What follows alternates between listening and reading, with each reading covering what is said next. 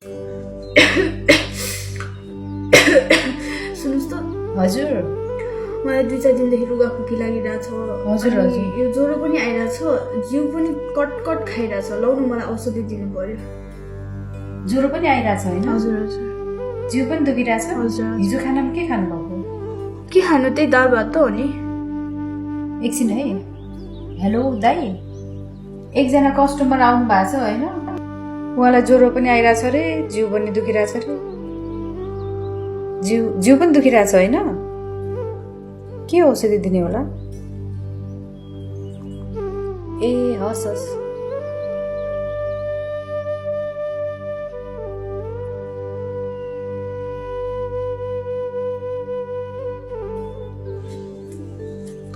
बहिनी मलाई खाना रुचाउने औषधि दिनुहोस् त।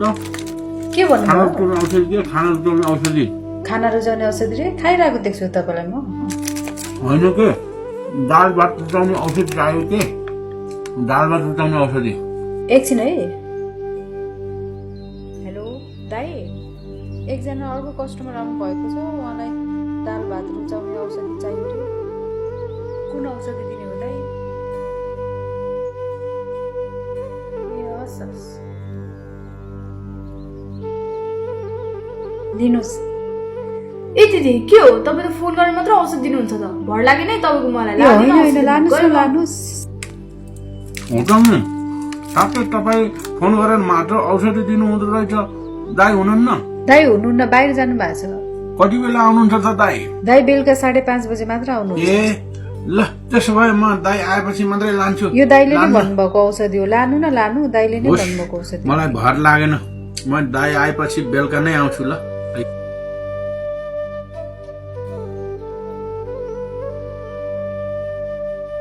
ओइ के गरेर पुरा टोलाएर बसिरहेछ जस्तो। के गर्नु नि, यहाँ कस्तो तनाव भइरहेछ भने मलाई त। के को तनाव हो त्यस्तो तलाई चाहिँ? के तनाव हुनु नि, दाइ यहाँ खासै बस्नुहुन्न, मलाई केस ह्यान्डल गर्न नि आउँदैन।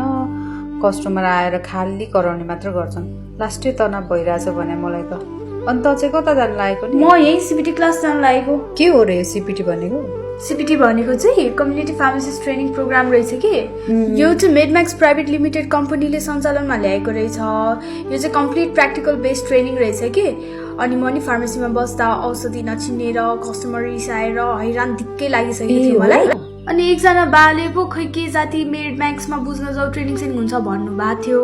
बुझ्न गएको त मलाई त साह्रै राम्रो लाग्यो। अनि भर्खर 1 महिना त भयो जोइन गरेको, तर पनि म निकै कन्फिडेन्ट भइसकेँ। यो केस ह्यान्डलिङहरू धेरै कुरा सिकाउँछन् त्यहाँ। बरु त पनि के 8-10 हजारमा अल्झिएर बस्छस्, त्यहाँ त धेरै नयाँ नयाँ कुराहरू सिकिन्छ पनि। अनि आफै स्वरोजगार हुने मौका पनि पाउँछ। त पनि इन बुझ्नलाई। त्यसो हो भने म पनि दाइलाई भन्दैछु टाइम मिलाएर जानु पर्ला। ल ल बुझै त पनि, म लागे। हो नि, मेडम्याक्सले सिपिटी अर्थात् कम्युनिटी फार्मेसी ट्रेनिङ प्रोग्राममा नयाँ र अनुभव नभएका फार्मासिस्टहरूलाई प्र्याक्टिकल बेस्ड ट्रेनिङ दिएर दक्ष र स्वरोजगार बनाउने अभियान चलाएको छ। यदि हजुरहरूले कम्युनिटी फार्मेसी ट्रेनिङ प्रोग्राम बारे थप जानकारी लिन चाहनुहुन्छ भने हाम्रो स्क्रिनमा दिएको कन्ट्याक्ट नम्बरमा सम्पर्क गर्न सक्नुहुनेछ।